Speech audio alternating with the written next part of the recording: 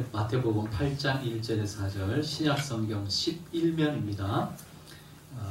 교도하시겠습니다. 제가 먼저 1절 봉독해 드리겠습니다. 예수께서 산에서 내려오시니 수많은 무리가 따르니라. 나병 환자가 나와 절하며 이르되 주여 원하시면 저를 깨끗하게 하실 수 있나이다. 예수께서 손을 내밀어 그에게 대시며 이르시되 내가 원하노니 깨끗함을 받으라 하시니 즉시 그의 나병이 깨끗하여진지라. 예수께서 이르시되 상가 멀리로 가지 말고 다만 가서 제사장에게 내 몸을 보이고 무죄가 명한 내 물을 드려 그에게 입증하라 하시니라.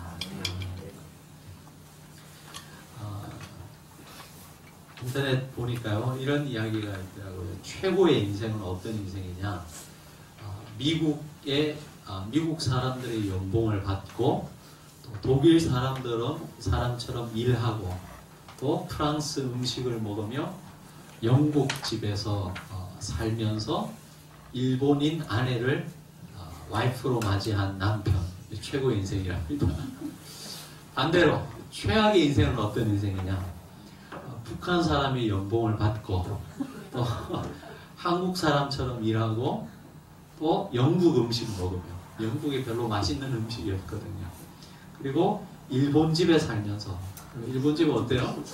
조그만 하잖아요. 일본 집에 살면서 제일 마지막이 충격이었습니다.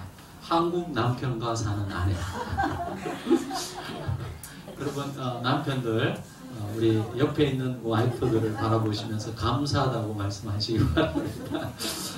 지난주에는 우리 남편들을 띄워드렸으니까 이번 주에는 우리 와이프들을 좀 띄워드려야 되겠다는 생각을 해봅니다. 여러분 보시기엔 별거 아니지만 제가 없는 달란트를 개발하면서 여러분을 한 번이라도 교회에 묵게 하기 위해서 무진장애를 쓰고 있다는 노력을 가상히 여겨주시기 바랍니다. 근데 우리 그리스도인들에게 최고의 인생은 어디에서 누구와 사느냐의 문제가 아니고 그곳에 우리 주님과 동행하는 삶을 사느냐 아니냐, 여기에 승패의 관건이 있다라고 생각합니다. 그럼 아멘이시죠? 네, 아멘입니다. 한국 교회에는 유달리 이단들이 굉장히 많습니다. 네, 여러분 수많은 이단들이 있는데 그 이단들의 특징이 여러 가지 있습니다. 기존의 기성교회들을 부정하고 또 잘못된 교리를 가지고 있고 이런 여러 가지 특징들이 있는데 그 중에 하나는 무엇이냐 하면 굉장히 현실 도피적 삶을 살게 한다는 것입니다.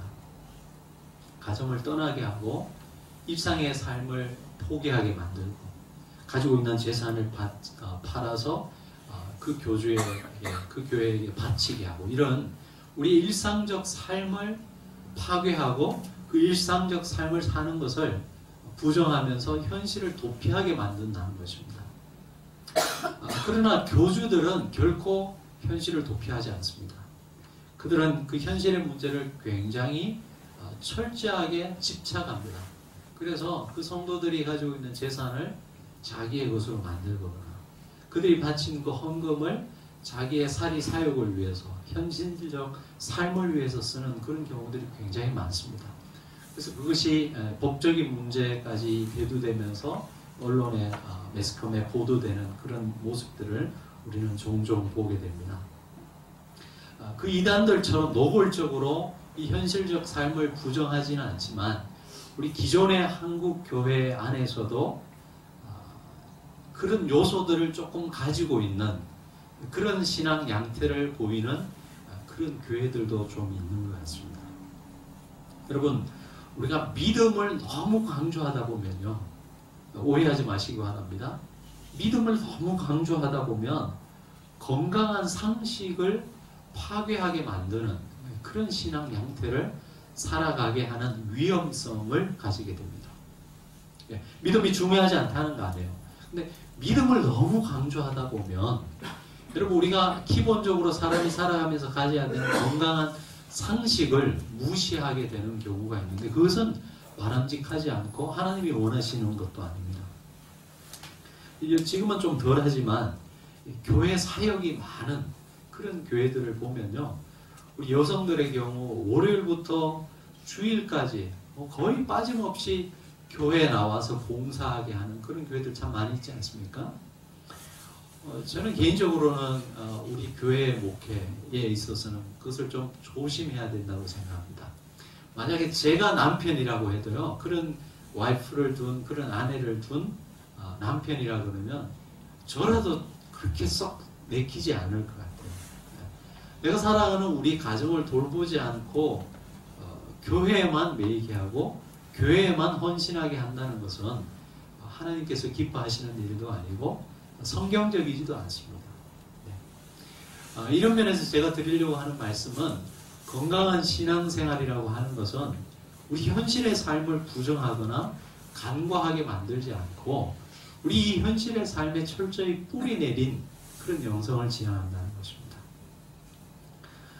여러분, 그래서 주중에 저희 교회는 그렇게 많은 교회에 나와서 헌신하게 만들고 일을 하게 하는 그런 신앙 양태를 그렇게 모르겠습니다. 앞으로 교회가 커지고 봉사할 때가 많으면 모르겠지만 조금 우리가 한번 생각해 보고 싶습니다.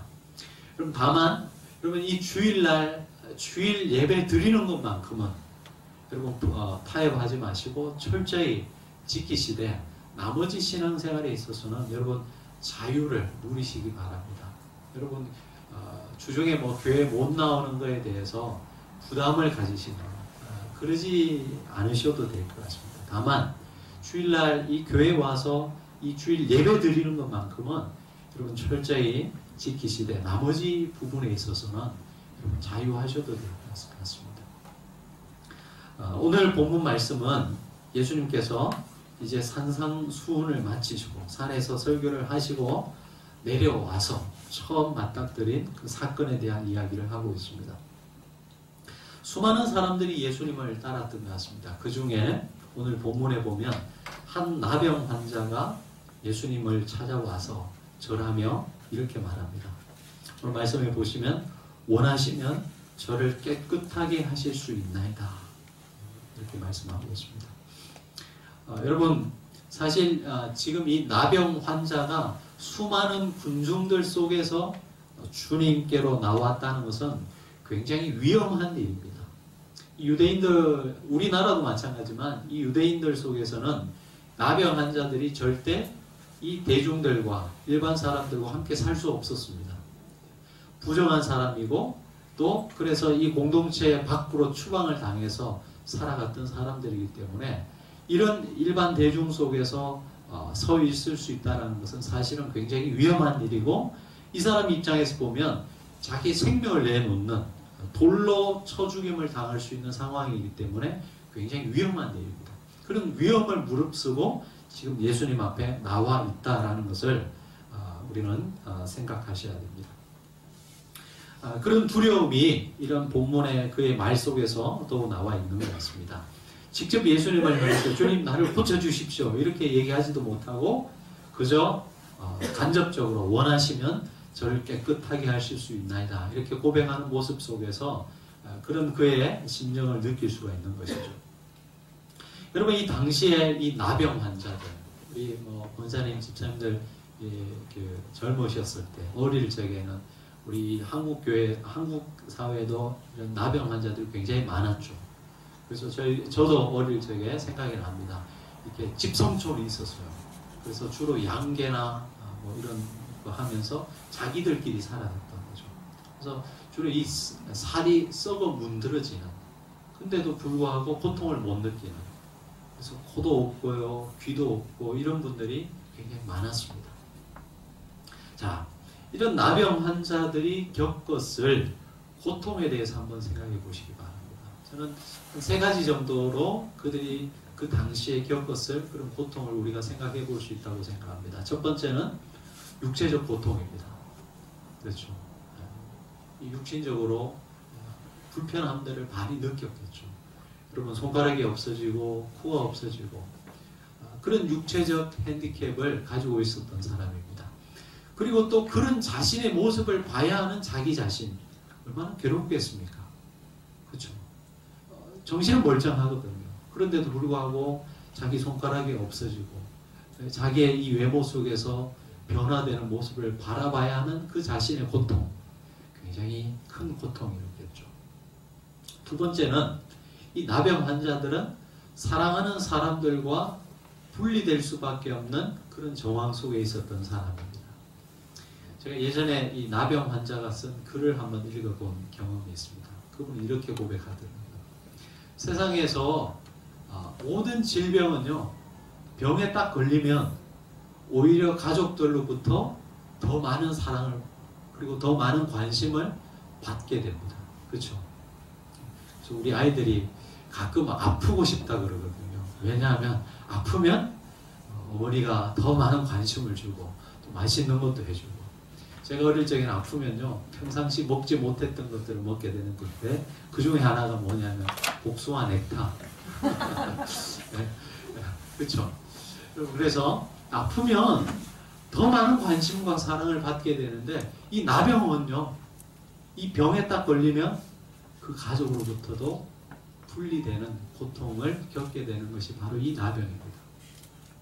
그리고 자기가 정든 그 고향을 떠나야 하는 이 분리의 아픔을 겪는 것이 바로 이 나병이었습니다.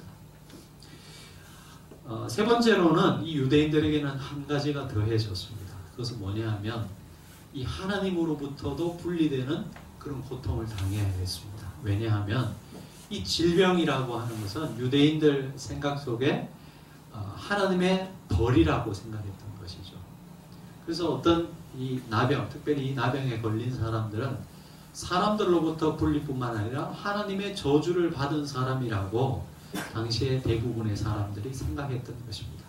그리고 그 자신도 자기 자신을 그렇게 생각했던 것이죠. 나는 하나님의 저주를 받아서 이런 병에 걸렸다라고 생각하면서 하나님께로부터도 버림받은 그런 사람이라는 것에 대한 심각한 고통을 갖고 살아갈 수밖에 없었던 사람이었습니다.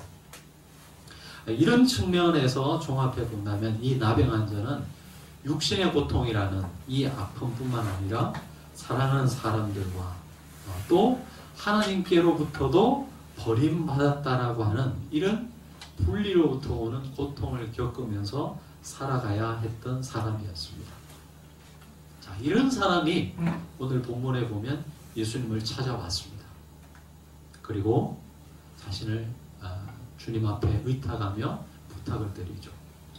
자, 이런 나병 환자에 대해서 예수님께서는 어떻게 그를 대하셨을까요? 그 전에 우리라면은 여러분 이 나병 환자를 어떻게 대했을까요? 한번 생각해 보시기 바랍니다. 예수님께서 이렇게 얘기했을 수도 있을 것입니다. 얘야, 네가 나병으로 힘든 인생을 살았지만 하나님께서는 여전히 너와 함께 하셔. 너를 사랑하셔. 힘내. 이렇게 말하면서 말로써 위로할 수도 있었을 것입니다. 아니면 혹은 이렇게 이야기했을 수도 있죠. 얘야, 이 땅에서는 네가 이렇게 고통스러운 삶을 살지만 천국 있잖아. 힘들어도 참아. 죽으면 천국 갈 거니까 견뎌. 내세를 이야기하면서 견디라고 말했을 수도 있을 것입니다. 제가 왜 이런 상상을 하는가 하면요, 이 두 가지 모습 속에서 우리 한국 교회 교인들의 모습이 함축적으로 들어가 있기 때문에 그렇습니다. 하지만 이 나병 환자를 대하는 주님의 방법은 달랐습니다. 그냥 말로만 위로했던 것도 아니고요, 그리고 내세를 강조하면서 현실의 삶을 견디라고 하지도 않았습니다. 예수님께서는 어떻게 대하셨습니까? 먼저는 그의 이 육체적 질병을 고쳐주셨어요. 지금 이 사람의 가장 큰 문제는 바로 이 나병이라고 하는 육체적 질병이죠. 바로 이 근본적인 문제를 고쳐주셨습니다. 우리 3절의 말씀을 같이 한번 읽어보시겠습니다. 3절의 말씀 시작. 내가 그에게 대신에 이르시되 내가 원하노니 깨끗함을 받으라 하시니 즉시 그의 나병이 깨끗하여진지라. 나병을 고쳐주셨습니다. 근데 여러분 복음서에 보면 예수님께서 어떤 육체적 핸디캡을 가지고 있는 사람들을 많이 고쳐주기도 하고 그랬는데 조금 특이한 점이 있습니다. 보시면 손을 내밀어 그에게 대시며 이르시되, 여기서 손을 댄다라고 하는 된다라는 이 헬라어 단어가 합토마이라는 헬라어 단어인데요. 이것은 어떤 의미가 있냐면 껴안다는 의미도 있고요, 또 만지다는 의미도 있습니다. 그러니까 아마도 예수님께서 그냥 고쳐 주실 수도 있으셨을 텐데 그렇게 하지 않으시고 만지시고 껴안으면서 그를 고쳐 주셨다는 거예요. 여러분, 왜 말씀으로만 고치실 수도 있을 텐데 굳이 그 문둥병 환자의 손을 잡아 주셨을까요? 껴안아 주셨을까요? 여러분, 우리가 노숙자들이 이런 이야기하는 거 들었습니다. 어떨 때는 너무 외로워서요, 사람들이 그냥 몇 푼 돈 주고 가는 것보다 자기의 손을 한번 잡아주는 것이 훨씬 위로가 된다는 그런 이야기하는 것을 들었습니다. 아마도 그랬던 것 같아요. 여러분, 예수님께서는 얼마든지 말씀 한마디로서 그를 고쳐주실 수 있으셨지만은 병을 고쳐주기도 하면서 오랫동안 사랑하는 사람들과 분리되면서 외로움에 살았던 그의 이 마음의 병까지도 고쳐주기를 원하셨던 것이죠. 그래서 그에게 다가가셔서 그 흉측한 얼굴, 흉측한 몸에도 불구하고 그를 만지시고 고름 나오는 그의 육신의 몸을 어루만져 주셨던 것이죠. 이 육신의 병을 고쳐주셨습니다. 그리고 또 한 말씀을 더 하세요. 4절의 말씀 같이 한번 읽어보시겠습니다. 8장 4절 시작. 그러지 말고 다만 가서 제사장에게 내 몸을 보이고 모세가 명한 예물을 드려 그들에게 입증하라 하시니라. 자, 여러분, 이런 말씀을 하신 경우가 별로 없어요. 뭐 안전뱅이를 고치시고 눈먼 자를 뜨게 하시고 이런 예수님의 이적 후에 제사장에게 가서 몸을 보이라 이런 말씀을 하신 것이 없습니다. 그러면 왜 예수님께서 특별히 이 나병 환자에게는 이런 말씀을 하셨을까요? 이것은 여러분 모세 율법과 관련이 있는데 레위기 14장 2절에 보시면 이런 말씀이 나옵니다. 나병 환자가 정결하게 되는 날의 규례는 이러하니 곧 그 사람을 제사장에게로 데려갈 것이요. 했습니다. 왜 제사장에게 데려가야 하냐 하면 이 환자가 나병이 다 나았다라는 것을 여러분 이 제사장으로부터 확증을 받아야지만이 이 사람이 그 공동체 속으로 다시 들어올 수가 있었다는 거예요. 그래서 제사장에게 확진 판정을 받지 않으면 나았다라는 이 확증을 받지 못하면 아무리 육신의 몸이 나아도 이 사람은 그 마을 공동체 안으로 들어올 수 없었던 것입니다. 그래서 제사장에 가서 몸을 보이고 네가 나았다라는 것을 확인받아라. 이건 곧 다른 의미로 말한다면 지금까지 나병 때문에 그 공동체 속에서 추방당할 수밖에 없었던 이 사람의 이 사회적 포지션을 다시 회복시켜 주셨다는 것입니다. 사회적 관계도 회복시켜 주셨다는 것이죠. 자, 이 사건 속에서 우리가 볼 수 있는 것은 예수님께서는 이 나병 환자의 육체적 질병만을 고쳐주신 것이 아니라 그의 마음의 병도 고쳐주시기를 원하셨고 또 사회 속에서 분리되어서 살아왔던 이 사람의 이 사회적 위치를 회복시켜 주셨다는 것입니다. 여러분, 오늘 본문에서 예수님께서 내세에 관한 얘기를 어디에서라도 하고 계신가요? 전혀 그렇지 않으시죠. 여러분, 이 이야기가 주는 우리에게 복음이라고 하는 것은 무엇입니까? 하나님 나라의 복음은 우리가 죽어서 가는 그 내세의 삶만을 얘기하는 것이 아니라 철저히 현실의 문제에 대해서 그것을 고쳐주시고 회복시켜주시는 이 현실의 삶까지를 포함하고 있다는 것입니다. 지난번에도 말씀드렸지만 마태복음 5장부터 7장까지는 뭐라고요? 산상수훈, 예수님의 설교입니다. 그리고 8장, 9장에 보시면 예수님이 행하셨던 이적과 기적에 대해서 상세하게 나오고 있습니다. 이것은 어떤 의미냐?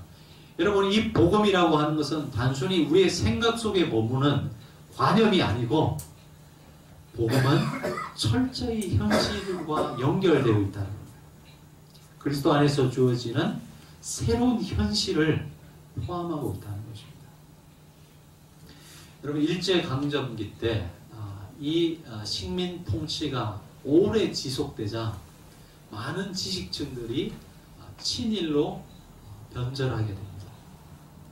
무정을 썼던 이광수 같은 분들 원래는 처음엔 친일이 아니었습니다. 그러나 시간이 지나면서 이 식민 통치가 오래 지나자 친일로 바뀌게 되었거든요. 근데 이런 모습이 신앙생활, 교회 안에도 들어왔습니다. 그래서 이 식민 통치 말기로 가게 되면 어떤 신앙 양태가 많이 생겨나게 됐냐면 세대주의 종말이라고 하는 것들이 많이 대두되게 되었습니다. 쉽게 말하면 종말론이 많이 대두되게 된 거예요. 왜 그랬겠습니까? 현실이 바뀌지 않으니까 바뀌지 않는 현실 속에서 많은 사람들이 절망을 하고 이제는 이 현실에 대한 이야기를 못하는 거죠. 그러면서 그냥 죽음 이후에 이 세계 종말론에만 관심을 갖게 되었다라는 거예요. 이런 신앙 양태에 대해서요, 도산 안창호 선생님은 그분도 크리스찬이었지만 이런 과열된 신앙의 형태에 대해서 굉장히 비판적 신앙을 가지고 있었습니다. 여기서 말하는 과열적 신앙 형태라고 하는 것은 현실의 삶을 간과하는 종말론적 삶만을 강조하는 그런 신앙 양태를 말하고 있는 것입니다. 여러분 참된 복음의 신앙이 심겨질 때 우리 현실의 삶을 변화시킵니다. 여러분 유럽이 원래는 바바리안이라고 그랬잖아요. 유럽인들이 원래는 무식한 여러분 그냥 그 문명이 발달되지 않았던 그런 야만인들이었어요. 그러나 그들에게 기독교 신앙이 들어가면서 저 서구 사회가 지금처럼 발전하게 되었던 것입니다. 여러분 참된 신앙은 현실의 삶을 도외시하지 않습니다. 그래서 참된 신앙으로 말미암아 어떤 사회에 부흥이 일어나면 반드시 그 사회의 사회적 변혁을 가져오게 만들었습니다. 요한 웨슬레를 통해서 시작된 이 영국의 부흥은 여러분 그 영국 사회를 변화시켰어요. 그래서 프랑스는 피해혁명, 프랑스 대혁명을 통해서 수많은 사람들이 죽었지 않습니까? 그 죽음을 통해서 이 변혁을 가져왔지만 여러분 이 영국 사회는 똑같은 이 프랑스와 같은 비슷한 사회적 정황 속에 있었지만 이 요한 웨슬레를 통해서 시작된 이 부흥으로 말미암아 피가 없는 그렇죠? 그런 사회적 변혁을 가지고 왔습니다. 그래서 이 요한 웨슬레가 설교하고 다녔던 그 지역에서는요, 나중에 되면 이 감옥이 텅텅 비게 되는 그런 놀라운 일들이 일어났던 것입니다. 우리 초창기 기독교, 특별히 1907년에 시작되었던 평양 대부흥 운동 이후에 이런 사회적 변혁이 왔습니다. 그래서요, 이 기독교 신앙이 이 땅에 정착되면서 조혼 제도가 사라지고요, 첩 제도가 사라졌습니다. 이 농촌에 가면 농번기에 뭐 합니까, 여러분? 이 추운 겨울에 도박하면서 남자들이 술 먹고 가정이 다 파괴되고 이런 정말 비참한 이런 현실 속에서 기독교 신앙이 들어가면서요, 이런 도박의 문화들이 사라지기 시작했습니다. 여러분, 현실의 문제에 답을 줄 수 없는 종교는 무용지물인 것입니다. 이것이 이런 종교야말로 칼막스가 말했듯이 민중의 아편인 것이죠. 근데 한국 교회가 지금 그런 형태로 많이 변모된, 원래 기독교 신앙 처음 초기에 때는 그렇지 않았습니다. 오히려 굉장히 사회 문제에 관심을 가지고 있었고요. 그리고 이 사회 속에서 소수의 사람들이었지만 그리스도인들이 가지고 있는 사회적 역량이라고 하는 것은 굉장한 것이었습니다. 왜냐하면 이 기독교 복음이 철저히 현실에 뿌리 내리고 있었기 때문에 그랬습니다. 제가 이렇게 얘기한다고 해서, 그렇다고 해서 절대로 내세를 부정하는 건 아닙니다. 죽음 이후의 삶에 대해서 성경은 굉장히 중요하게 다루고 있습니다. 그러나 그것을 중요하게 여기는 것만큼 우리 그리스도인들은 이 현실의 삶도 여러분 중요하게 여겨야 된다는 것입니다. 그래서 하나님 나라의 이 복음이라고 하는 것은 눈에 보이는 이 현실 세계를 부인하거나 망각하게 하지 않는다는 것입니다. 제가 여러 번 언급한 교회가 하나 있는데 바로 이 미국 뉴욕에 있는 리디머 처치, 리디머 교회, 장로교회인데요. 굉장히 유명한 교회입니다. 특별히 이 가장 세속화되었다라고 하는 이 뉴욕에서 여러분 교회 건물도 없이 시작한 교회인데 지금 엄청난 부흥을 가져왔습니다. 그 교회를 담임하고 있는 그 목사님이 가지고 있는 굉장히 중요한 화두가 몇 가지 있는데 그 중에 하나가 이 복음이고 또 하나가 문화입니다. 그러니까 교회가 가지고 있어야 되는 본질과 그리고 이 본질을 굳건히 잡으면서도 변하는 시대 속에서 교회가 어떻게 세상 사람들과 접촉점을 가지고 가야 되느냐 이 문제를 심각하게 고민하면서 문화라는 화두를 굉장히 잡고 있습니다. 제가 이번에 우리 교육자 수련회 때 몇 군데 이 공동체를 탐방을 해서 굉장히 귀한 시간이었는데 그 중에 하나가 청주에 있는 쌍샘 자연 교회라는 곳이 있습니다. 원래 이 청주에서 빈민 선교하시던 목사님인데요. 그 빈민가가 개발되면서 이 교회가 청주시 외곽으로 이제 옮겨지게 되었습니다. 그러면서 그 교회 때문에 그 동네 전체가 살아났어요. 많은 사람들이 지금 이제 다 이 도시화 때문에 농촌을 빠져나가잖아요. 근데 이 도시, 이 시골 마을은요, 그 교회 때문에 사람들이 이주를 해와요. 그래서 이 청주 이 관청에서 굉장히 관심을 갖고 있어요. 작은 교회인데 굉장히 많은 역할을 하고 있습니다. 그 동네에서. 이런 공동체가 굉장히 많습니다. 그런데 그 교회에서도 이번에 가보니까 중요하게 가지고 있는 몇 가지 주제들이 있는데 그 중에 하나가 영성이고 그 중에 하나가 문화예요.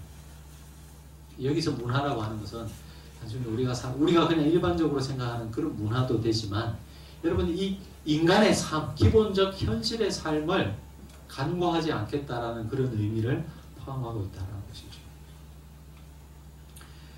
예수님께서는 나병 환자를 고쳐주시는 이 사건을 통해서 그분이 만들어갈 하나님 나라의 모습을 보여주고 있는 것입니다. 그리스도인들이 각자의 자리에서 여러분 기독교 이 복음을 따라 살아갈 때 여러분이 살아가는 이 사회, 여러분이 살아가는 가정, 교회 모든 곳에서 이런 변화들이 일어나게 된다는 것입니다. 예수님께서는 이 나병 환자를 향해서 그냥 내세만을 강조하면서 참으라고 얘기한 것도 아니고 말로만 위로한 것도 아니었습니다. 그의 삶의 실제적인 변화와 변화를 일으키셨던 것입니다. 여러분 이런 면에서 우리 그리스도인들은 이 복음을 가진 소유한 사람들로서 우리가 살아가는 이 사회에 대한 사회적 책임을 가지고 있는 사람들입니다. 여러분 경제계에서 일을 하고 있습니까? 뇌물을 쓰지 않으면 공사를 딸 수 없다.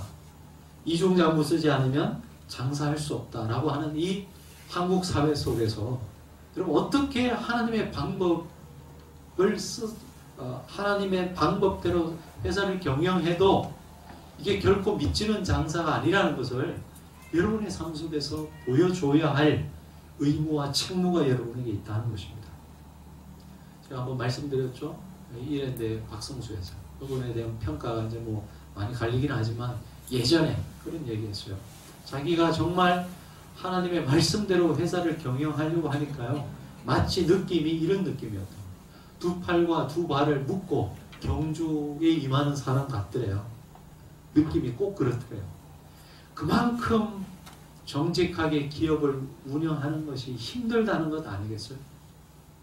결국 힘들었지만 생과 사의 갈림길에서 결국 그것 때문에 다시 살아났다라는 그런 고백을 합니다. 여러분 교육계에 있는 분들이 있습니까? 세상의 문화, 여러분 어른들의 특별히 이 편향된 가치관으로 인해서 자라나는 아이들이 얼마나 많은 고통을 받고 있습니까? 이런 세상 속에서 어떻게 하면 저 어린 생명들이 행복하게 저들의 생명을 펼칠 수 있을까를 여러분 고민하시기 바랍니다. 법조계에 있는 분들이 있습니까? 가정에서 일하는 주부로서의 역할을 감당하시는 분들이 있습니까? 어디에 있든지 여러분의 삶의 자리에서 어떻게 하면 이 하나님 나라의 가치들을 구현해낼 수 있을까를 고민하시기 바랍니다. 고민하는 것이 이 시대에는 여러분이 그리스도인으로 마땅히 살아가야 할 길을 간다라는 것에 대한 표징일 것입니다. 오히려 고민이 없다면 그것은 잘못된 신앙인의 삶을 살아가는 거예요. 고민하시기 바랍니다. 그리고 기도하시기 바랍니다. 기독교 복음은 이 현실의 문제를 결코 간과하지 않습니다. 여러분, 그러나 이 일은 우리가 홀로 감당할 수 있는 일이 결코 아닙니다. 여러분, 주님은 하나님의 아들이기 때문에, 하나님의 아들이시기 때문에 나병 환자를 고쳤죠. 우리는 고칠 수 없어요. 어떻게 고칠 수 있습니까? 우리의 힘으로는 불가능합니다. 이것은 주님과 함께하는 사람들에게 가능한 일이에요. 사망 권세를 이기시고 부활하신 그 생명의 주님께 붙어있는 사람들만이 오늘도 우리가 살아가는 이 삶의 자리에서 이런 변화를 일으켜 갈 수 있다는 것입니다. 여러분, 우리가 오늘도 모여서 이렇게 예배를 드립니다. 왜 모여서 예배 드리죠? 많은 정의를 내릴 수 있지만 결국은 흩어지기 위해서 우리가 사실 오늘 모여서 예배 드리는 거예요. 모이는 이유는 흩어지기 위함이고 또 흩어지는 이유는 다시 모이기 위함입니다. 주일날 우리가 이렇게 모여서 예배 드리는 것이 그냥 서로 위로하는 정도로 끝나고 그냥 즐겁게 하기 위해서 모이는 것이라면 특별한 의미가 없습니다. 여러분, 주시는 말씀을 받고 이 척박한 세상 한가운데 가서 어떻게 이 하나님 나라의 가치들을 구현해낼 수 있을까? 교회에서 느끼는 이 하나님 나라를 어떻게 하면 내 가정에서도 내 직장에서도 이 하나님의 나라를 맛보게 할 수 있을까? 그 고민을 갖고 살아가는 사람들이 바로 우리 그리스도인들이라는 것입니다. 그리고 가끔은 저는 교육자로서 이런 고민이 있습니다. 이런 미안함이 여러분에게 있습니다. 어쨌든 교육자는 일주일 내내 이 교회라는 바운더리 안에서 살아가죠. 그러나 우리 성도들이 살아가는 이 세상은 그렇게 호락호락한 세상이 아니라는 것을 저도 알고 있습니다. 마치 이런 거예요. 여러분, 군대에서 작전 지시를 내리는 그 참모들 있지 않습니까? 근데 병사들은 실제 총알이 빗발치는 그 전투 현장 속에서 살아가야 되잖아요. 개인적으로는 그런 마음을 여러분에게 가지고 있습니다. 여러분이 살아가는 삶의 그 터전이 얼마나 척박하고 힘든지 알기 때문에. 그래서 뒤에서 여러분 늘 기도로 지원을 하려고 합니다. 힘들어요. 힘든 것이, 그러나 여러분, 내가 힘들다라고 하는 것은 여러분이 바른 가야 할 길을 가고 있다는 중요한 증표가 될 것입니다. 그런 고민을 갖고 살아가십시오. 그러나 그 고민 가운데 여러분 홀로 있는 것이 아니라 하나님께서 함께하고 있다는 사실을 기억하실 수 있었으면 좋겠습니다. 그래서 우리 광야의 교회 식구들이 살아가는 그 삶의 현장 속에서 하나님 나라의 가치들, 이 복음이 복음되게 하는 놀라운 역사들이 저와 여러분의 삶 가운데 일어날 수 있기를 주의 이름으로 축원합니다. 같이 기도하시겠습니다. 하나님 아버지, 한 사람이 인생을 변화시키며 그의 삶을 바꾸셨던 주님의 모습 속에서 오고 있는 하나님의 나라가 어떤지를 밝히 보게 하시는 감사합니다. 복음으로 인하여서 이 어둠의 땅에 진리의 빛을 비춰주셨고 수많은 사람들의 삶 속에 참 자유를 허락하셨던 하나님의 은총에 감사와 찬양을 드립니다. 하나님, 광야의 교회에 속한 우리 믿음의 식구들 한 분 한 분을 기억하여 주시사 이 복음을 간직하고 살아가는 저들의 삶 속에 하나님 놀라운 삶의 변화가 일어날 수 있도록 도와주옵소서. 하나님, 돌아보면 너무나 척박하고 때로는 우리가 감당할 수 없는 그런 삶의 무게들이 우리를 짓누르고 있지만 하나님, 이 나병 환자의 절망을 소망으로 바꾸셨던 주님께서 오늘 우리의 삶 속에 찾아와 주셔서 변하지 않을 것만 같은 이 변화, 이 삶 속에서도 하나님으로 인한 변화가 시작될 수 있도록 도와주시옵소서. 수년을 기도해왔지만, 아니 수십 년을 기도해왔지만 변하지 않는 우리의 삶 속에 우리는 너무나 쉽게 좌절하고 절망합니다만, 오늘도 주시는 말씀을 붙들고 다시 일어설 수 있는 죄의 삶 될 수 있도록 인도해 주옵소서. 감사하고 예수님의 이름으로 기도합니다.